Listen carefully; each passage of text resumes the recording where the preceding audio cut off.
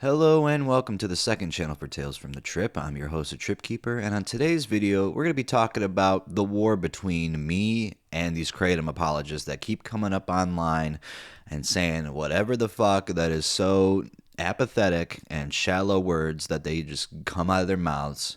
I got a comment today. Let me read it. So I have a bunch of tabs open. I got this video actually prepared.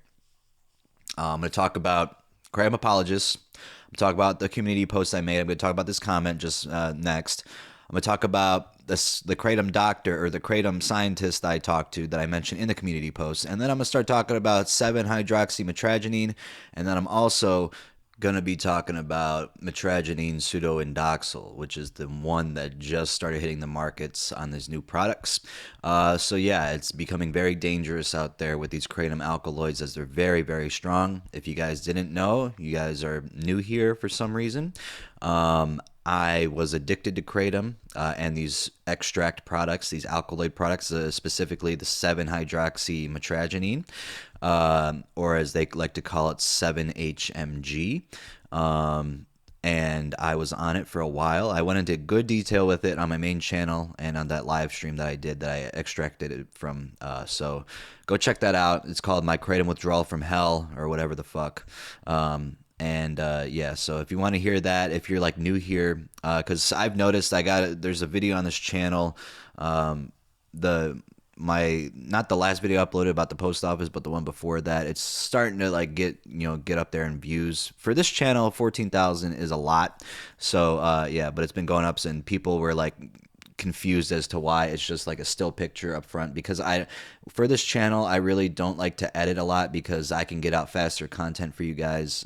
So I just like basically make a thumbnail for it and put it in the video. I don't know what I'm gonna do for this video yet, but it's basically either these videos are trip stories that I read or they are yap sessions. So there's no in between. So today is going to be a yap session, as I really want to talk about this, as I'm starting to get very aggravated by Kratom apologists. If you guys don't know what Kratom apologists are, they're basically people, I'll quote the guy that commented on my post, they glaze Kratom, basically. And they don't really care that there's people out there who can go through withdrawal, that they don't think it exists because they haven't gone through it yet, or they've been on it and they have never experienced it. Like, congratulations, you should be thankful that you're not experiencing these symptoms that I had and these many, many, many, many, many other people have. Like, it's insane how many people have gone through kratom withdrawal, and then it's also insane how many people deny it, that it even exists. And that's what these kratom apologists do. And I will forever get into arguments with them, as I remember back in the day when this channel wasn't Tales from the Trip. I uploaded a video, or my main channel, when my main channel wasn't Tales from the Trip, I uploaded a video talking about kratom, and that was when I wasn't even addicted. I was just doing it for fun every once in a while, and I started talking about my experience with it, how it was negative, but I don't remember why I thought it was negative. But my friend at the time, who was addicted to it, who I talk about, who pressured me into really taking it, he got mad at me for posting it, and so did a bunch of other kratom apologists that were on there. But now, the friend got off kratom, and who knows how those people are doing. They're probably still taking it every single day, and they think there's nothing wrong with them. So it's just funny that people can be on kratom for years and be like, listen, I'm not addicted. I don't experience withdrawals. It's like, okay, well then stop, then go cold turkey. Oh, that's right. You miss your dose and you're freaking out now. Yeah, that makes fucking sense. Now, it's funny because the kratom withdrawal, the first 2 days that I got off of it, I felt amazing. I felt really good. I was like, damn, this is easier than I thought it was. And then after those 2 days, that's when my back started hurting and the problems started arising. Especially the main symptom was the restlessness. I want to get that point across. And also, I do take Abilify, so that can affect restlessness as well. So, and then, that's when I started stopping taking psychedelics as well, because I was doing shrooms during this. It was happening. The withdrawal was in its peak effects when I was on vacation in Utah, and I couldn't really enjoy my trip as much as I wanted to. I enjoyed it. Like, it was nice to get away, but it was seriously like I could not enjoy my shroom trips out there, as they were ruined by my restlessness. I could not get comfortable anywhere. I had to like pretty much take as much hydroxyzine as I could to get to sleep because I wasn't able to at all. And yeah, so it was bad. But enough about that because like I said, I went into great detail with it on my main channel. So there's a lip smacking noise that you guys complain about. I don't give a fuck, honestly. That's why I like when a video like gets a lot of views on here. I don't really like. I'm not expecting it to get a lot of views. I just post it for the shits and giggles of it.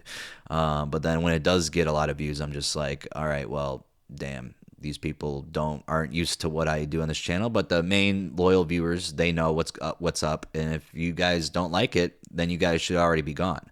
So you're watching it. That's why I don't understand why there's like comments talking about why I make the video the way I do. I said at the beginning of this channel that I said I would make this as off the cuff as possible.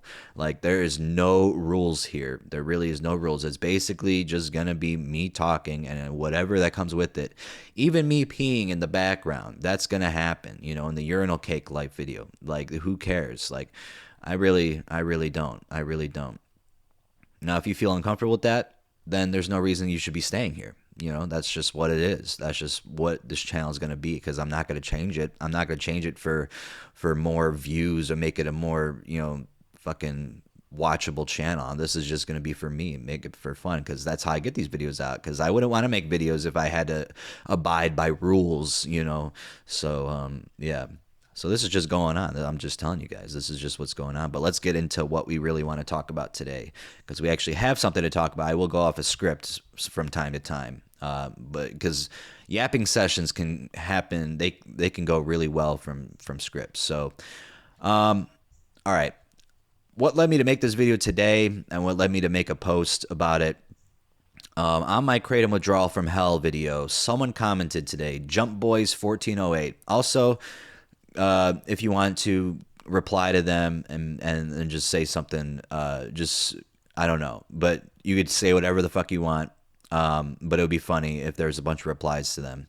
I like to block out usernames that I like. I like the comments that they do, but when it's a negative comment, I don't block it out because I want people to see, I want people to see what they said, and I want them to know that there's chances that people will start attacking them online and it'll create a big fight, and that's what we want. We want that engagement in the audience. But also I got a comment on here.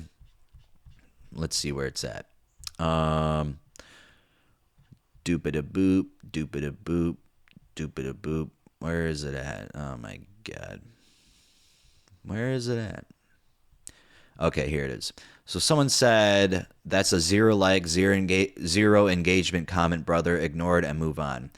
Before I start reading these posts, I want to talk about this. I'm glad I brought this up.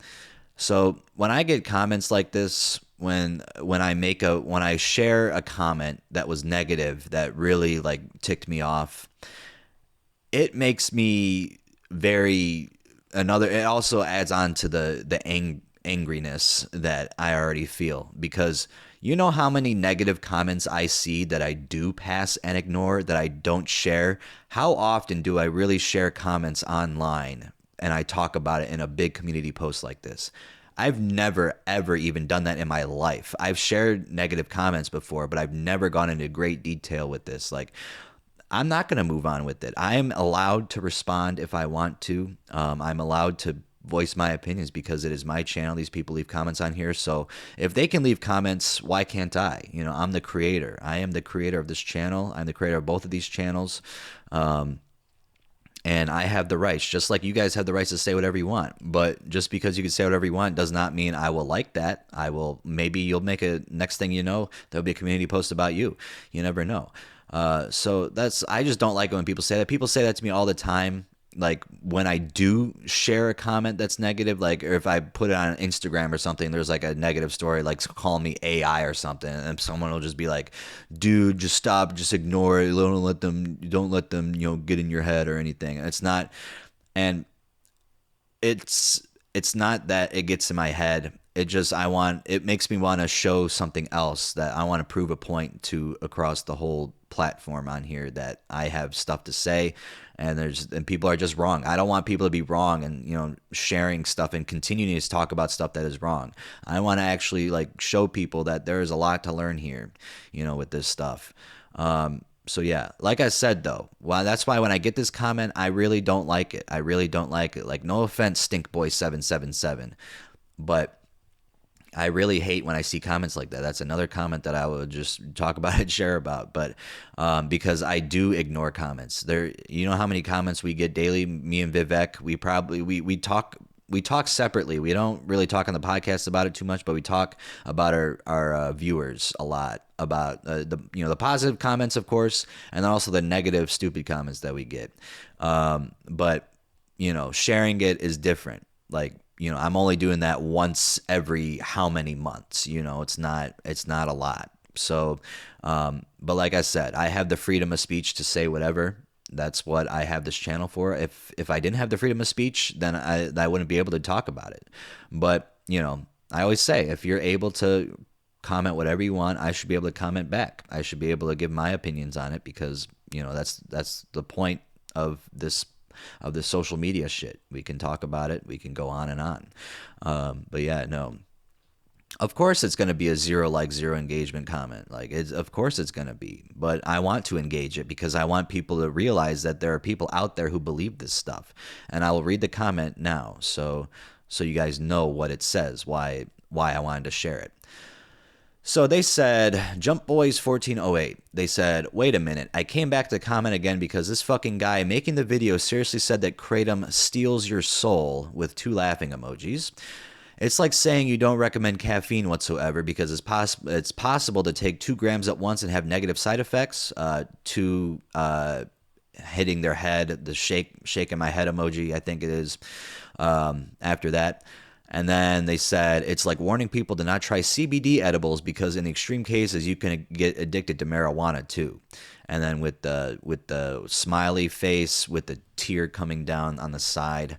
So they had emojis in this. And just so hearing this comment, reading it, I couldn't believe they actually said something like this. I was so shocked that there are actually shallow people out there that are like this, who believe in this stuff, that are really, they don't believe that Kratom is a dangerous drug. It's a lot of drugs are dangerous. A lot of things are dangerous in itself. Sugar's dangerous, food's dangerous, gambling is dangerous. All this shit is dangerous. It's not inherently dangerous, but it's dangerous. You got to worry about it. There's always that factor in the back of your mind that's saying there could be a possibility I could get addicted, and then if I want to get off, there could be withdrawals. Yes, he seriously said that Kratom steals your soul. Kratom stole my soul. I was a different person when I was on Kratom. I didn't just say that because I wanted more, attention to the video or anything. And I'm not trying to get any sympathies from anybody from this video. I wanted to make it just to be upfront with my audience and have a close personal connection. I don't want to ask for people to say, "Oh, I'm sorry, I hope you get through this," as it's greatly appreciated. I'll gladly heart the comment and everything. But that's not. I'm just doing it to to show that awareness for it. Because someone like me who is making harm reduction videos, addiction videos, they still have an addiction in themselves. So not everybody's perfect. That's what I'm trying to show here. That's why I'm not trying to ask for people to, just say how sorry they am I had to go through this and stuff. Like I said, it's a very nice positive comment, and you can keep commenting it. I love reading them. It's very nice. But all I'm just saying, like, I'm not looking for that. In general, I'm not looking. That's not what my plan was at the beginning. Of course, I knew I was going to get that because you guys are awesome. 95% of you guys are awesome. But there's that 5% that put comments like this on here that I either skip or make a post about or post on Instagram every couple months. And then there's hundreds of other comments that are maybe not that much, okay, but there's a little bit less than 100 comments that I get every couple months that are just negative ones that I just skip over. I just like, all right, whatever. But this one just really got to me since I'm closely connected to Kratom. Closely, this withdrawal really affected me, and I tried to go as in depth as I could, and just sharing it was a humiliating experience for myself. But I'm glad it kind of went over the way it did, because it really it went over a lot better than I thought it was. I thought I was going to end up being like a psych substance type of reaction to it. People make fun of him like crazy, So it kind of it. That's why I didn't want to talk about it. That's why I never told people I was addicted to Kratom, because specifically from Adam from Psych Substance, because he got shit on for it. He really did. Like, people make fun of him like crazy. But you guys were very accepting of it, and I greatly appreciate it. But we got some comments like this on here that come on, and they just say the bullshit. So now I'm going to read my community post. I was trying to do this at work. I was delivering mail, and I kept on looking down my phone. I was trying to find the right words of what to say. I think I said exactly what I wanted to say in this. There's definitely more to be said, and that's why we're making this video right now. We are making this video how many minutes are in here? Okay, so we're almost 16 minutes in, and I haven't even read the community post yet. So, like I said, I got a lot to say on this shit. I got a lot to say. So I said, and I'll go over it a little bit, Kratom Apologist never failed to amuse me. And like I said, I screenshotted this, I posted this, the community post on my YouTube channel, and I put the image of the comment in the community post with this. So, imagine being so delusional that you think Kratom, an opioid receptor agonist, by the way, is anywhere near as safe as CBD. Typing Kratom withdrawal in Google will bring up hundreds of stories similar to mine, and even ones that are a lot worse. There's even subreddits dedicated to Kratom addiction and getting off of it. And the subreddit I'm thinking of is r/quitting Kratom. That's a very popular one. I read that one very frequently before I even got off of it, back in the day when I tried to get off of it before. But yeah, that one helps. But the one time I tried to get off of it, this was years ago. I tried to get off of it, and I made it wasn't my YouTube. It was on that Quitting Kratom subreddit. I made a post, and the person took it down. The moderator took it down because it was too detailed. And that made me so upset that I started doing Kratom again. Like, I was trying to get help. I was trying to find ways to get, through it. And just to see a moderator tell me that my post was too detailed and you need to summarize it more, that really made me upset. And it made me took it from a sign from up above or something that I just need to keep on taking it. So if that person never fucking took it down, if that moderator never took it down, I probably would have stopped Kratom years ago, because I was ready to. I wasn't as addicted as I became, so fuck that guy or girl. I don't know. It's probably a guy. Funnily enough, most of these Kratom apologists have been taking the dang substance every day for years, and I don't see anything wrong with that. Then, I'm also drinking Miller High Life, by the way.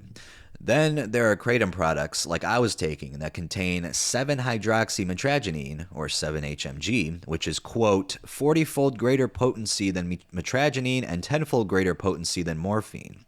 Even worse, a new product has hit the market where 7-HMG is being converted into metragenine, pseudoindoxil, an even stronger and more potent alkaloid than 7-HMG. So yeah, we'll see the product. I'll put it was in the email that I sent to the doctor, or the Kratom scientist, and we're getting into that next. Forgive me if I pronounce his name wrong, but I also asked him if he wanted to be on the podcast. He hasn't responded about that yet. He's only responded to questions I've had about Kratom and these alkaloids. But I did just send him an email today asking if he would still like to come on. Because, it would be very cool to have him come on and talk about this stuff, because he's studying it. He's actually studying it. I'm just researching it. I'm not studying. I guess you could say it's studying it, but he actually, he has the resources to do it. I'm just viewing it. I'm just looking at what I can try to, teach you guys. But yeah, so let's, forgive me if I pronounce it wrong. I've contacted Abhishek Sharma, hopefully I pronounced that right, who has a bachelor in pharm, B pharm, M pharm, and PhD. Yeah, I didn't know if it was so a master's and bachelor in pharmacology, I guess, or PharmD maybe, I don't know. And is assistant professor of pharmaceutics. Let me just look it up. Bachelor of Pharmacy. Okay, I didn't know if it was pharmacology or pharmacy. So Bachelor of Pharmacy and Masters of Pharmacy, and he has a PhD. And he is also the assistant professor of pharmaceutics, co-director, and is part of the Department of Pharmaceutics at the University of Florida. He said these new Kratom Alkaloid products should not be on the market and labeled them as legal morphine. Now, where I got that legal morphine quote from was that he had a Tampa Bay Times. I went over it in the live and in the video, so I won't talk too much about it. But that's where I found this guy, and he quoted that product, though, that I was taking as legal morphine. And then I'll get into the emails that we've sent back and forth about not wanting it on the markets and shit like that. I just wanted to talk about this because people need to learn that Kratom isn't the safe product like many of these people claim it to be. Also, let's not act like caffeine is a totally safe substance either and doesn't have withdrawals when there are literally millions of people who drink coffee, teas, and energy drinks every day. And if they go a day without it, they'll literally look and feel half dead. So yeah, no, just caffeine too. Like people are really addicted to caffeine, and people go a day without a coffee or a couple hours when they wake up without a coffee, they can't even fucking function. I'm talking about my mom here, but it's not just her. It's a lot of people. People cannot live without it. For me, I can, like, but it's crazy because I drink a lot of caffeine in one sitting. Like I do at least 300 milligrams when I do drink caffeine. But you know, the next day I can easily go without it. But I understand why caffeine can be can cause withdrawals. I'm not this fucking apathetic person that doesn't realize that withdrawals exist in these drugs that aren't, per se as dangerous as these harder ones like oxycodone, heroin, morphine, or fentanyl or something like that, So yeah, you just gotta be understanding of people. You gotta understand that everyone is different and our bodies react differently. And there's some people who don't even get high off of Kratom, like nothing happens to them. There's a select few people who do not have effects from it, and you guys should be eternally grateful because then you don't have to do it. So just consider yourself lucky. For me, Kratom affects me very strongly. It affects me more stronger than other drugs that I've done in the past. Like it's legal. You could buy it at the store, mostly head shops though. But gas stations and online is probably a big place where people get it. But I did get another comment that I want to talk about. So this person said, "You may have had a bad time with a drug, but don't go around trying to get it banned. The war on drugs has done enough damage as it is. Caffeine causes withdrawals too. You're going to get that banned as well." See, this is the thing with these Kratom apologists. They just go around comparing Kratom to other drugs that are lesser, that are, like alcohol causes withdrawals. Do I want that banned? No, everything in moderation. Everything in moderation. I think alcohol is fine in moderation. I think caffeine is fine in moderation. I think Kratom is fine in moderation. But when you get addicted, when it becomes a problem, then you're going to have a lot of self-control to get off of it. But nowhere in that post, go and read what I said, or go and listen back at what I said. I did not say anything about getting Kratom banned. Have I ever said anything like that before? I do not think it should get banned. I really don't. So I said, or someone said underneath it, I mean, they didn't just use their story as a reason for it to be banned. They got the stats too. So they think I said I wanted it banned too, but they just put words in my mouth. So I said, you're putting words in my post that I didn't even type out. And then they said, you put a quote in from someone who wanted it to be illegal. Is that not something you support? Why include that there? Do you want Kratom/extract banned? Please clarify for me.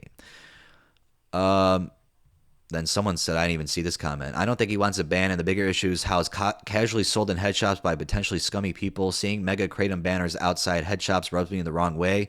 I would much rather see regulation like cannabis to ensure it's safe, unadulterated, and a consistent dosage. So I agree with that comment wholeheartedly.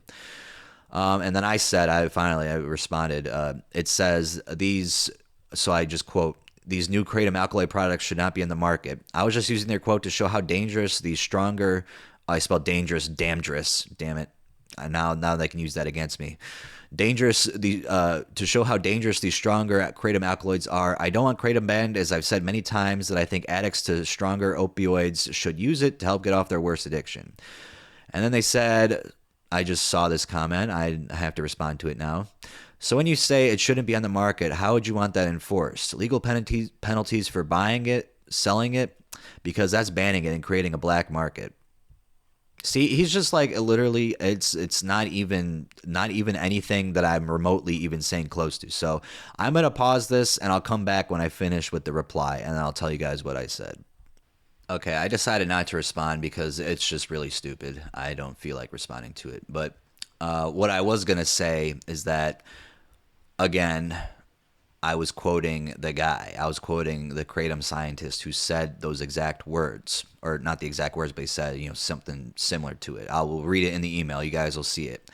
So yeah, no, I don't know why.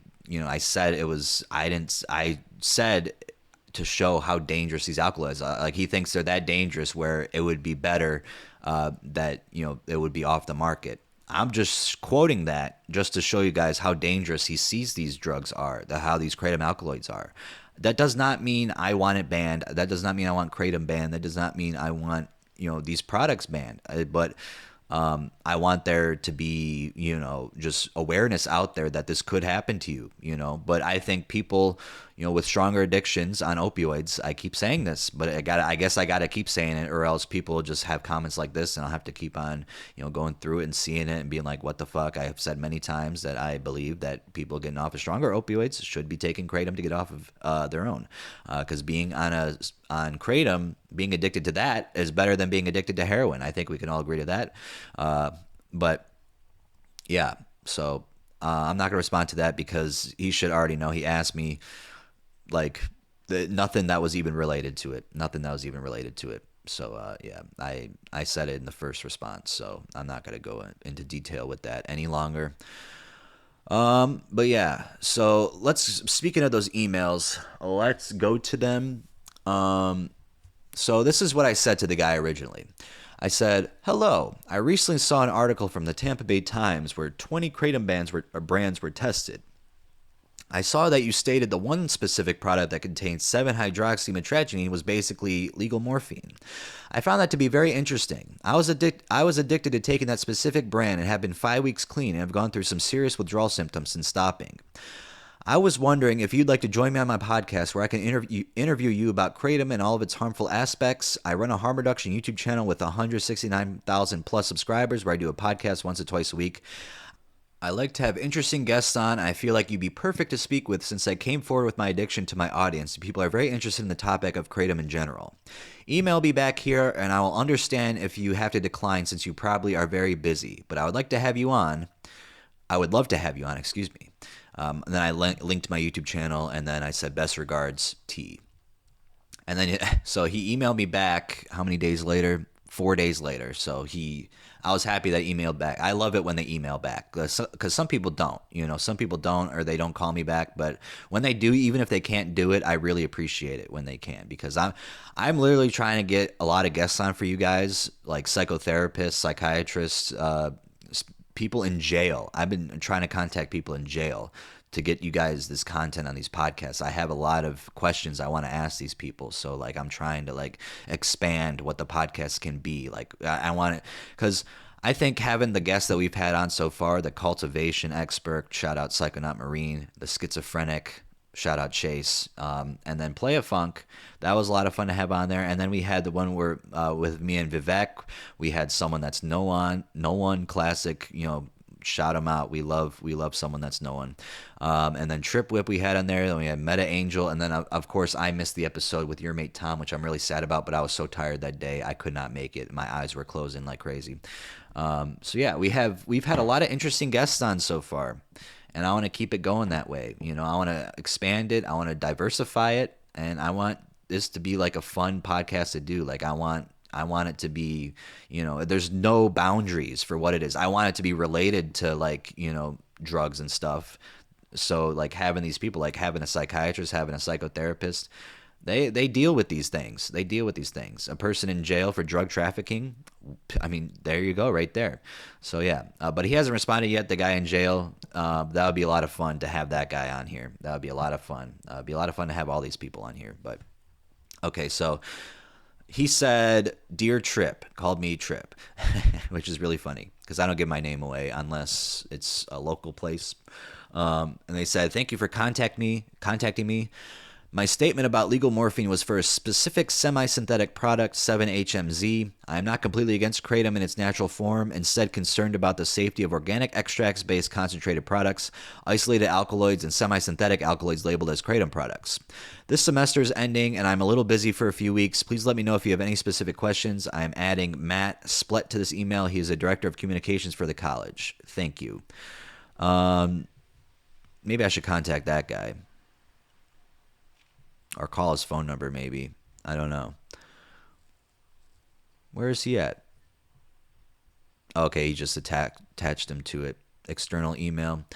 Okay, so after that, I said, "Thank you for getting back to me. Yes, I want to explore more in depth into the extracts and how dangerously addictive they are. I'm not completely against kratom either, as I believe it is good for people who are currently addicted to opioids to help get them off of it." Like I said, I've been saying this for a long time. So like people, like, I get that, you're not paying attention to everything I say. I shouldn't expect that. But I've mentioned it so many times. People who are, those loyal viewers, they probably get sick and tired of hearing it. So I just, but I just want to get the point across. That's all. I'd still love to have you on once the semester's over or something, when your schedule's not so hectic, or maybe for a video about these kratom companies and not labeling what's really inside. It was definitely concerning seeing that no company answered the phone or either hung up when asked about their product.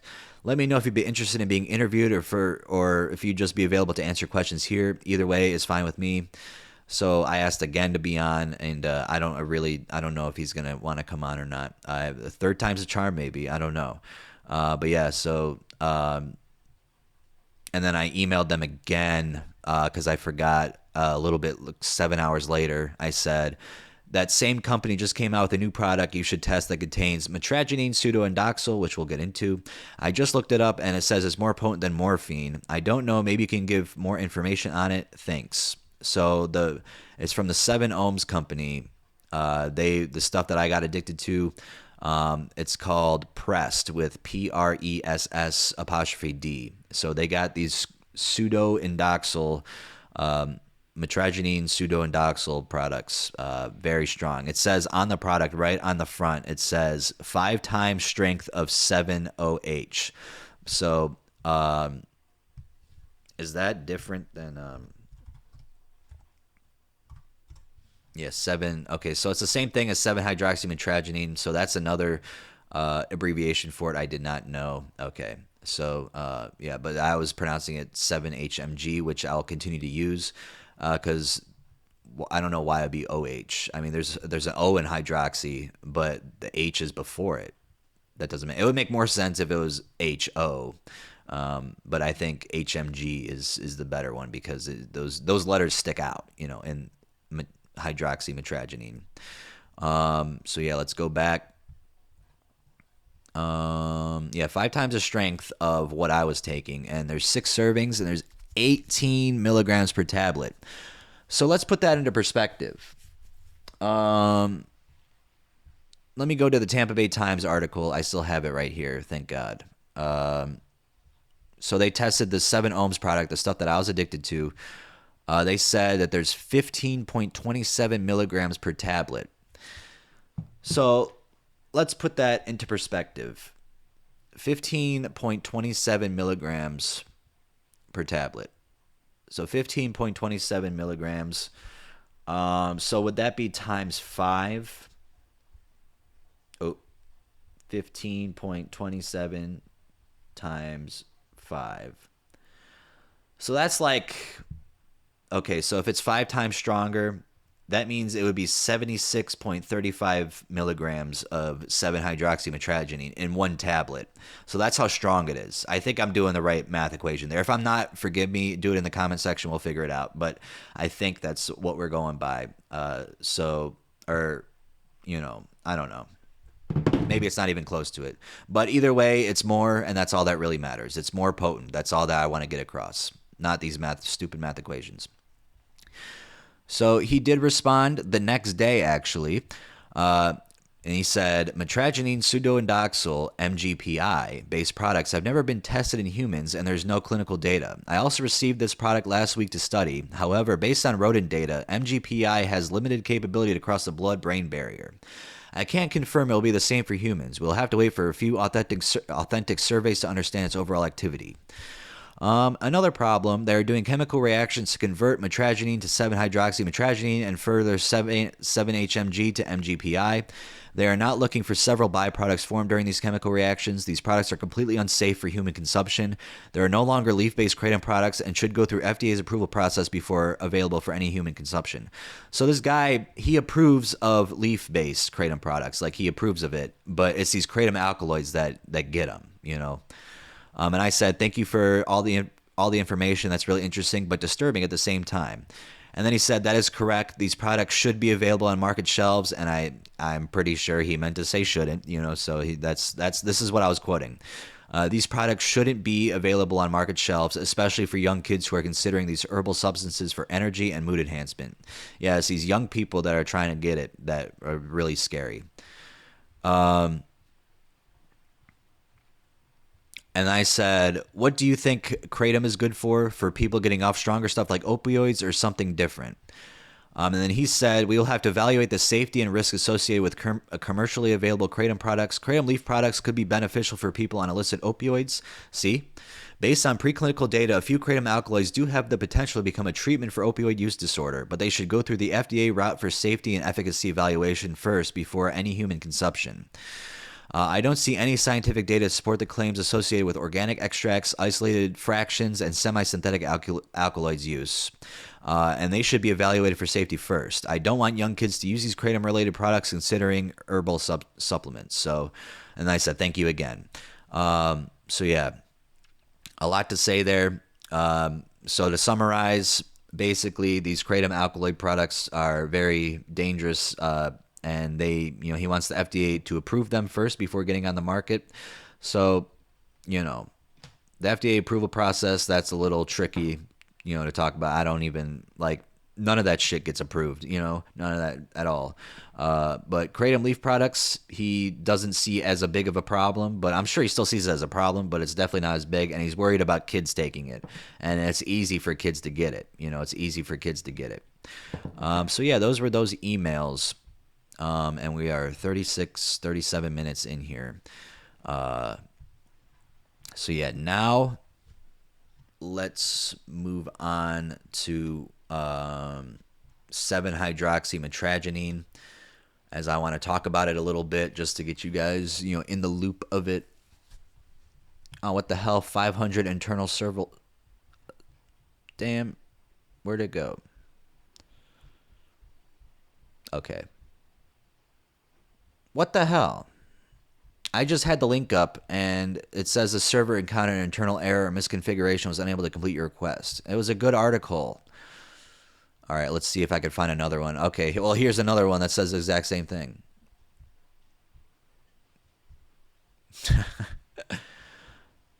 So 7-hydroxymetragenine is an active metabolite of metragenine and a key mediator of its analgesic effects. So that's the name of the article. It's from 2019. So they said, abstract, Mitradrina speciosa, more commonly known as kratom, is a plant native to Southeast Asia, the leaves of which have been used traditionally as a stimulant, analgesic, and treatment for opioid addiction. Recently, growing use of the plant in the United States and concerns that kratom represents an uncontrolled drug with potential abuse liability have highlighted the need for more careful study of its pharmacological activity. The major active alkaloid found in kratom, metragenine, has been reported to have opioid agonist and analgesic activity in vitro and in animal models, consistent with the purported effects of kratom leaf in humans. However, preliminary research has provided some evidence that metragenine and related compounds may act as atypical opioid agonists, inducing therapeutic effects such as analgesia, while eliminating the negative side effects typical of classical opioids. Here we report evidence that an active metabolite plays an important role in mediating the analgesic effects of metragenine. We find that metragine is converted in vitro in both mouse and human liver preparations to the much more potent mu-opioid receptor agonist 7-hydroxymetragine, and this conversion is mediated by cytochrome P450-3A isoforms, stuff that I do not know about. So excuse me, I'm not going to be able to go into detail about that. Maybe you can look it up after. Further, we show that 7-hydroxymetragine is formed from metragine in mice, and that brain concentrations of this metabolite are sufficient to explain most or all of the opioid receptor-mediated analgesic activity of metragine. At the same time, metragine is found in the brains of mice at very high concentrations relative to its opioid receptor binding affinity, suggesting that it does not directly activate opioid receptors. The results presented here provide a metabolism-dependent mechanism for the analgesic effects of metragine and clarify the importance of route of administration for determining the activity of this compound. Further, they raise important questions about the interpretation of existing data on metragine and highlight critical areas for further research in animals and humans. Okay, so that was a lot to read. Synopsis: metragine is the major active alkaloid of Mitragyna speciosa. In mice, this compound is converted to an active metabolite, 7-hydroxymetragine, which mediates its analgesic effect via the mu-opioid receptor.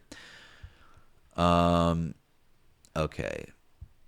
So I'm trying to see here. There's a lot more to be read. I'm not going to read it all because that took a while.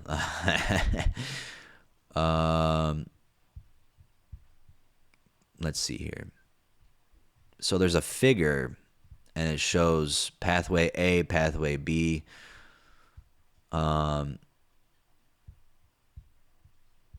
So we have reported that metragine and 7-OH are partial agonists of the human mu-opioid receptor, HMOR, in vitro, with 7-OH being tenfold more potent than metragine. Further, both compounds are known to exhibit opioid receptor-dependent analgesic effects in rodent models, with 7-OH, again, being significantly more potent. At the same time, we have also found that both metragine and 7-OH are G-protein biased agonists of the mu-opioid receptor, MOR. We have thus classified the kratom alkaloids as atypical opioids, and have postulated that these compounds may provide a greater therapeutic window between analgesia, forgive me if I pronounce that wrong, and classical opioid side effects. For example, other MOR agonists that activate G-protein signaling without recruiting the beta-arrestin pathway exhibit attenuated respiratory depression and reduced inhibition of gastrointestinal transit compared to classical opioids. So yeah, that affects the gastrointestinal shit inside your body. In fact, an early study on the pharmacology of metragine demonstrated its superiority compared to the classical opioid codeine in this regard, providing preliminary support for this hypothesis. Similarly, metragine pseudoinoxyl, a chemical rearrangement product of 7-OH, has been found to be both G-protein biased and exhibit an improved therapeutic window in mice. So yeah, we'll get into that a little bit. Okay, they're talking about rodents again. Let's see if there's anything else that we can say about this.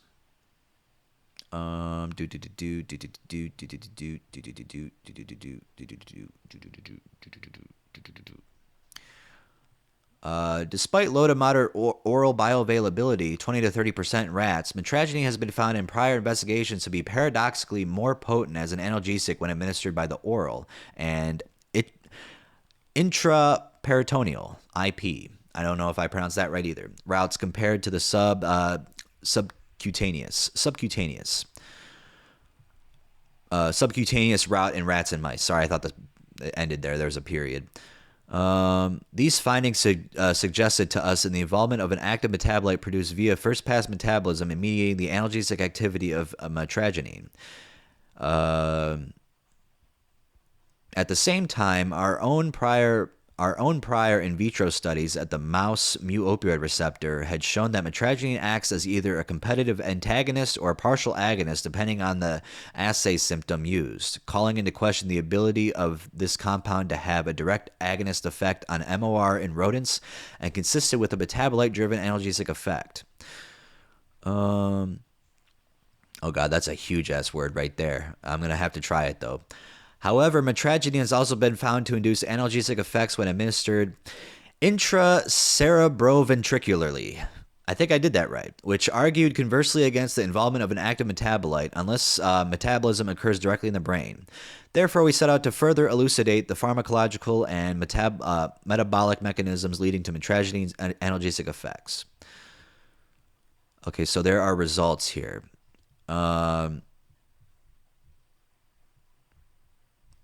Let's see. There is a lot to read here. Guys, I'm just going to leave this link in the comments or in the description box. You guys can read it on your own. There is just so much here. If I continue going on, I'm going to just be going forever. Yeah, I'm not even close to, I'm like a quarter done with the page. So yeah, I didn't know it was gonna be this long. I wouldn't even look. So I will leave this in the description box. You guys can read it yourself. It's actually a very interesting article. I'm gonna bookmark it actually so I can come back and read it. But there's pictures, there's diagrams of what they studied and shit. So yeah, just so you guys know about that.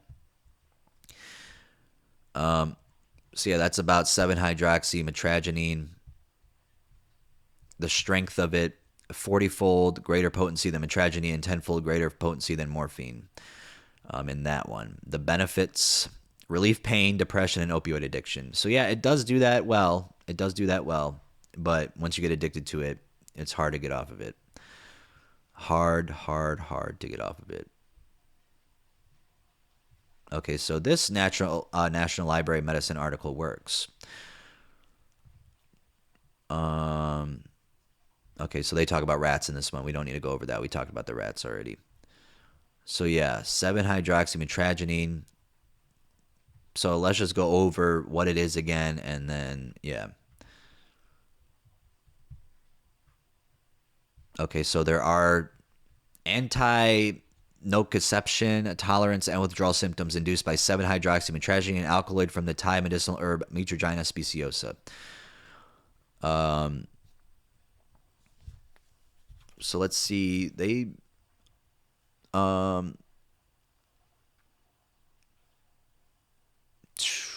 tolerance to the anti-nociceptive effect of 7-hydroxymetragenine developed as occurs to morphine. Cross tolerance to morphine was evident in mice rendered tolerant to 7-hydroxymetragenine and vice versa. Naloxone-induced withdrawal signs were elicited equally in mice chronically treated with 7-hydroxymetragenine or morphine.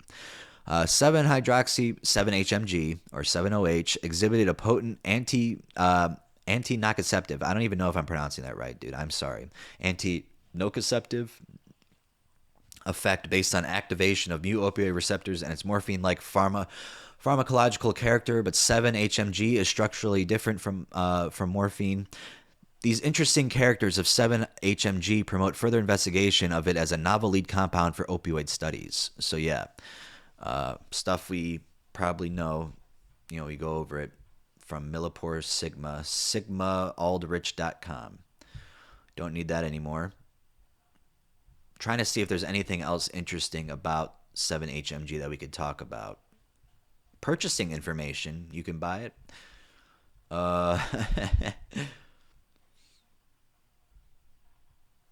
We kind of went over everything about it, honestly.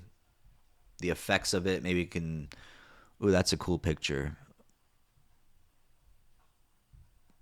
Yeah, pain relief, addiction and withdrawal risk. 7-hydroxymetragenine within the context of whole kratom leaves and extracts appears to have milder withdrawal symptoms and a lower risk of developing an addiction than opioids, which is true because opioids are stronger, but... They said, however, concentrated chronic use of 7-OH isolate could cause addiction, tolerance, and withdrawal symptoms. So that's what happened to me. At recreational levels, 7-hydroxymetragenine and whole kratom extracts can produce euphoria and sedation. 7-OH has shown promise in helping individuals wean off opioids, reducing opioid tolerance, and alleviating withdrawal symptoms. So like I said, we go over that many times. How to convert metragenine to 7-hydroxymetragenine. This might be interesting. It involves a natural biochemical process that typically occurs after ingestion through the metabolism. Chemists can also synthesize this conversion in a laboratory using enzymes such as cytochrome P450 isoforms to catalyze mitragynine oxidation. So that's the shit that we wanted to look up before. Let's look that up. Cytochrome P450. It's a superfamily of enzymes that are found in most body tissues but are most concentrated in the liver, intestines, and kidneys. They are essential for metabolism of many drugs and other compounds and are also involved in the production of cholesterol, steroids, and other substances. Drug metabolism. CYP enzymes metabolize drugs through a variety of processes, including oxidation, hydrolysis, and hydroxylation. For example, CYP1A2 metabolizes caffeine, while CYP2E1 metabolizes alcohol. Drug and drug interactions. Understanding the CYP system is important because of the potential for drug and drug interactions. CYP metabolism plays a role in several disease states, including cancer and cardiovascular disease. Overexpression of CYP B2, B6, and CYP3A4 near brain tumors can make neoplastic cells more sensitive to alkylating prodrugs. Okay. Let's look up kratom after it and see what comes up. Or 7-hydroxymitragynine. Let's see what comes up for it.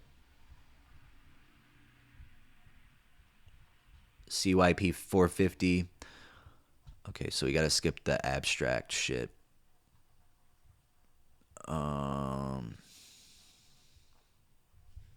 Basically what we said before, nothing added onto it.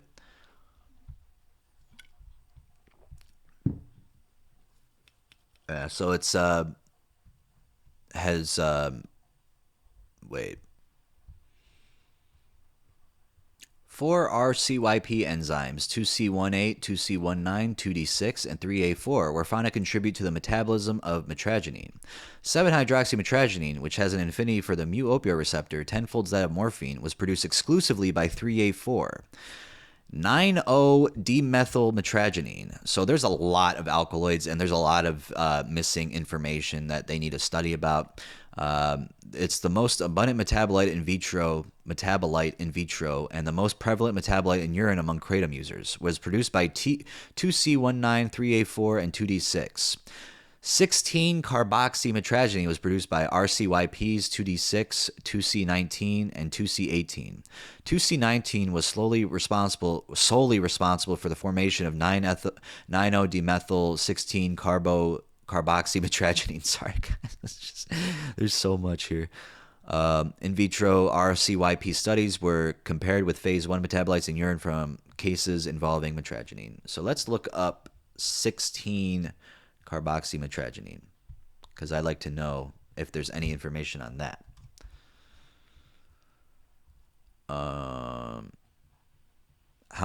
Okay, that's not what I wanted.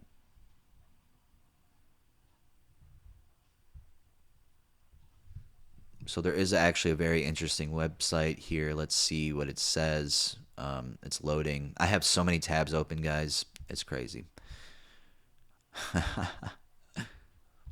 So yeah, I went over a little bit about the cytochrome P450 CYP. You guys can look more into it. It's actually very interesting, guys. I'm going to go, like I said, after this video, I think I'm just going to research just to, maybe find more stuff on it.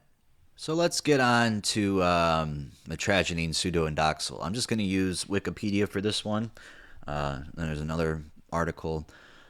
Mitragynine pseudoindoxil is a mu-opioid receptor agonist and a delta-opioid receptor antagonist, and acts as a G-protein bias agonist at mu-opioid receptors and possesses a favorable side effect profile compared to conventional opioids. Cryo-EM structures of mu-ORGI1 complex with mitragynine pseudoindoxil and low fentanyl are one of the most potent opioids. Never heard of low fentanyl before. Or is it low fentanyl?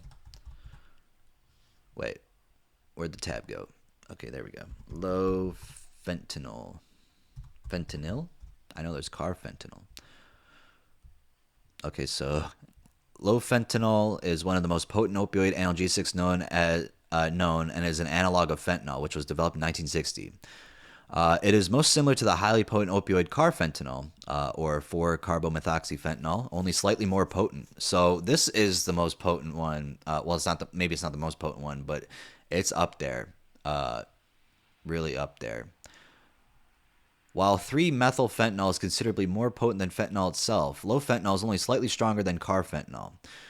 This suggests that substitution at both the 3 and 4 positions of the piperidine ring introduces steric hindrance, which prevents mu-opioid affinity from increasing much further. As with other 3 substituted fentanyl derivatives, such as omifentanil, the stereoisomerism of low fentanyl is very important, with some stereoisomers being much more potent than others. Low fentanyl is very similar to carfentanil in effects, but has a longer duration of action. This makes it unsuitable for most practical applications, with carfentanil being the preferred agent for tranquilizing large animals, and short-acting derivatives such as sufentanil or remifentanil being preferred for medical use in human surgical procedures. So those ones are better to use because they're not as strong. The long duration and high lipophilicity of low fentanyl has been suggested as an advantage for certain types of analgesia. But the main application for low fentanyl at the present time is research into opioid receptors. Its potency has led some to compare it to nerve agents as a chemical weapon, since carfentanil's use in the Moscow hostage crisis. Did not know they used it in that. Wow. Damn, that's crazy.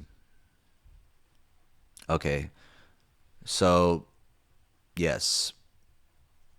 Fentanyl analogs have killed hundreds of people throughout Europe and the former Soviet republics since the most recent resurgence in use began in Estonia in the early 2000s, and novel derivatives continue to appear. Yeah, so people still do this shit. Opioid potency comparison. Let's see what the hell. Is there like one that we can see is the most effective?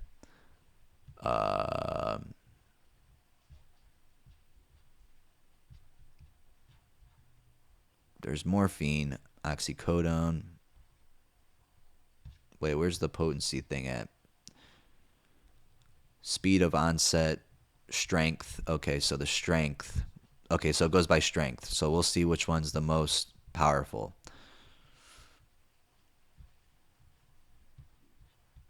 Let's see if we can find the low fentanyl anywhere. So there's regular fentanyl. So it should be... So it goes 50 to 100. Buprenorphine transdermal is 100 to 115. Damn, this is such an interesting chart, guys. Such an interesting chart. There's octafentanyl. There's sufentanil. There's carfentanil at 10,000. Carfentanil is at 10,000, and regular fentanyl is at 50 to 100, dude. That just goes to show you how crazy it is. And, dude, that's insanity. Holy shit. So morphine is 1 or 3.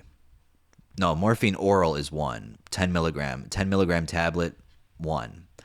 So that's honestly insane, dude. Okay, so 7-hydroxymetragine is 17. Damn. U4770 is not even that much. It's at 7.5. I wonder, do they have...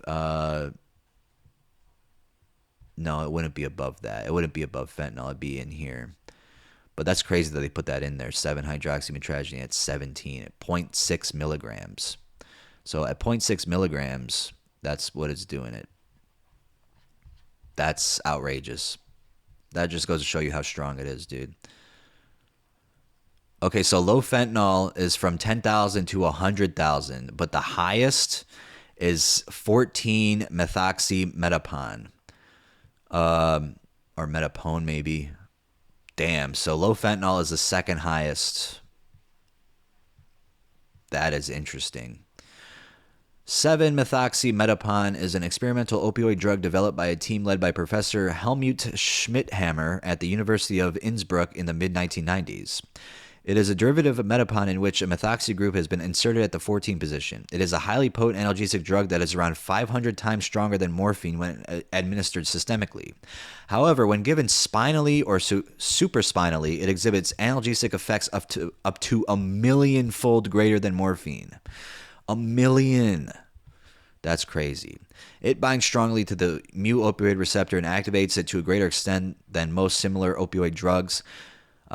Produces an unusual pharmacological profile, and although 14-methoxy-metapon acts as a potent mu-opioid full agonist in regard to some effects such as analgesia, a ceiling effect is seen on other effects such as constipation and respiratory depression, which is believed to involve an interaction in the K-opioid receptor, or kappa opioid receptor, sorry guys. So yeah, that is the strongest opioid on earth. So yeah, that's crazy. But going back to the low fentanyl, let's go back to the story we were reading. Where is it at? Where did we read that at? Okay, so it was right here. Okay, so let's reread that sentence. Cryo-EM structures of mu-ORGI1 complex with mitragynine, pseudoindoxil, and low fentanyl, one of the most potent opioids, reveal that the two ligands engage distinct subpockets, and molecular dynamic simulations showed additional differences in the binding site that promote distinct active state conformations on the intracellular side of the receptor, where G proteins and arrestins bind. B-arrestins, I forgot how to pronounce that shit. It's the B symbol in like German or some shit. Importantly, studies have shown that oxidative metabolism is capable of transforming mitragynine, the main alkaloid in kratom, into mitragynine pseudoindoxil in 2 steps, which is likely to influence kratom's complex pharmacological effects. So yeah.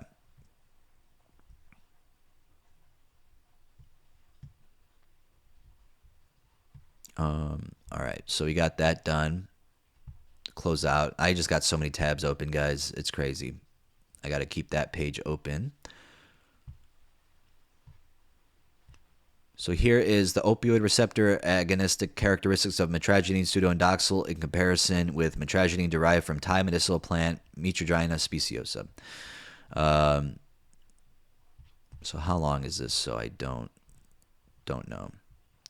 Okay, I'll just read the summary. Mitragynine pseudoindoxil is a compound related to mitragynine, which is structurally unrelated to morphine and has opiate-like anti-nociceptive activity.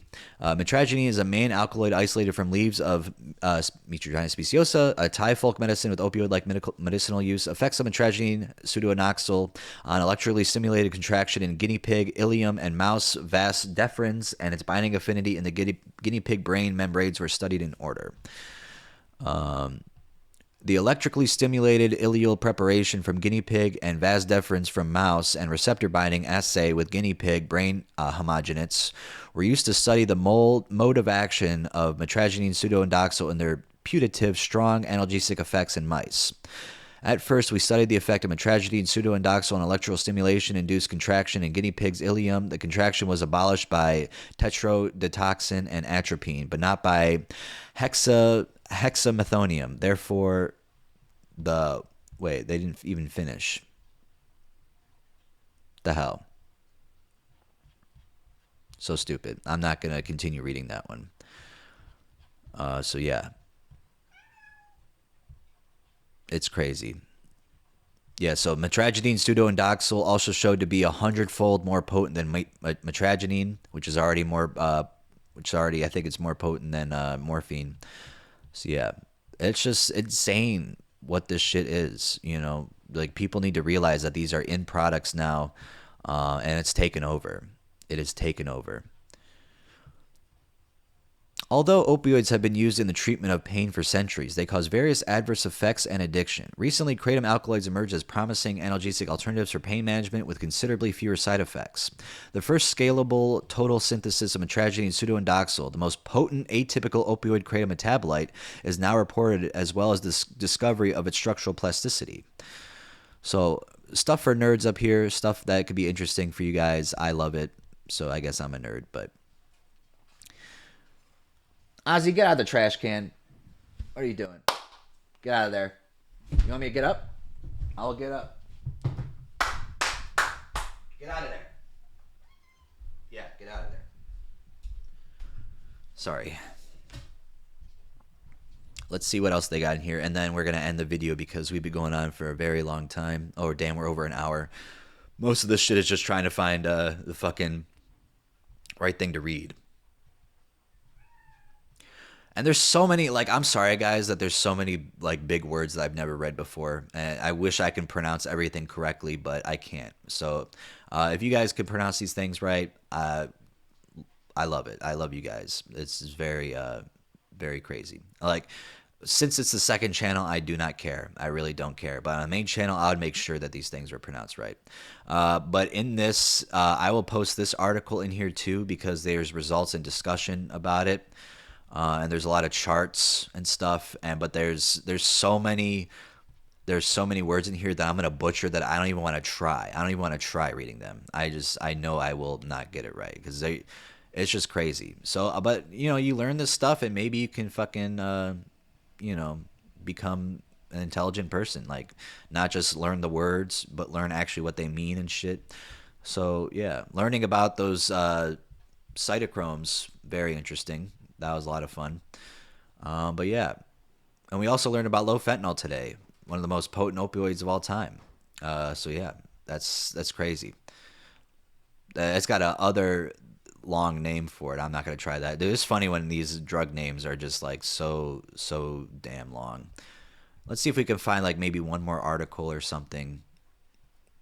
Because they're all saying the kind of same stuff in the beginning, and you don't want that. Maybe a Reddit page would be good. Oh, there's a r/7 hydroxymetragine. I gotta join that. It has 2.7 thousand members.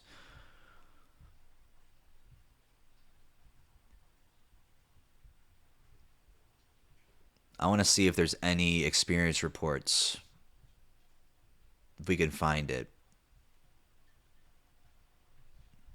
Has anyone tried it?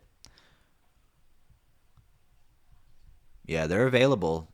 This is from 6 months ago. They are available online. I'm not gonna tell you where to get them though, because I'm not trying to have that happen. Anyways, I think that'll be done with because there's articles, there's Reddit posts. You guys can look it up yourself. This video is already over an hour long. I hope you guys enjoyed it.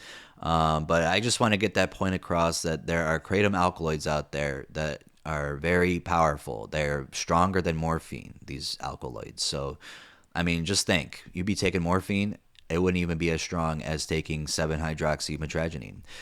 So it's a very 7-hydroxymetragine is very popular. There's not enough information on pseudoindoxil yet, and then there's other kratom alkaloids out there that there's like barely any research on. So hopefully I can get that kratom scientist on my podcast because I would love to talk to him about it, and I know you guys would be interested in it too. I really think so. Also, my grandma fell today, so please pray for her. She's getting surgery at the hospital. I just want to let you guys know that I want her to be okay, but she apparently is not too good. But we're hoping for the best because I just recently lost my grandpa this year, and that was really sad. That was hard to get through, but yeah. So hopefully she's ends up being okay. She fell when I was little too, and she hasn't really been the same since. Like she's fine mentally, but walking is been a struggle since then. And that was how many years ago? That was probably like 17 years ago, maybe when I was 7 or 8 or 9, somewhere around there. I don't know. But yeah, it hasn't stopped raining. I don't know if you guys have heard the rain in the background, but it hasn't stopped, and it's kind of funny. I got off of work just before it started torrential downpouring. But yeah, no. Anyways, I want to end that video here. Kratom Apologists. I'll probably continue to get some. I'll probably get some on this video because they just like to just budge in and do whatever, which I don't care about. I'll make another community post again. Not gonna respond to that one guy that wants a response. It's so stupid for me to even try to respond to that because I already told him the answer. I already said in the beginning what I meant. I did not mean they were being banned. I did not mean I want them banned. I just want people to be on the lookout. That's all. Be on the lookout, and yeah. So don't do any of these products, please. It's very strong shit. But don't buy it. Please do not buy it, as it's very dangerous, and withdrawal symptoms are nothing to joke around about. Like, if coming from my experience, guys, you guys should not be doing that shit. As long as you don't start it, you won't want to. You won't have to finish it. But if you start it, you will have to finish it one day, and yeah, and you don't want to deal with that. You really don't want to deal with that. It's terrible. It really is terrible. Kratom withdrawal is no fucking joke. If you have the same, kind of, body as mine, not like body on the outside, but like inside. What's inside our bodies and shit. Like how different it is. A lot of people have similar experiences though, and there's people that have completely different ones. People who don't get affected by it, like I said at the beginning of the video, and yeah, but I just want you guys to stay safe out there. That's why I make these videos. This is a harm reduction video, a yapping session over an hour long on the second channel, talking about kratom alkaloids, kratom apologists, and new drugs I never even fucking heard of before. So yeah, with that, I think we're gonna end it.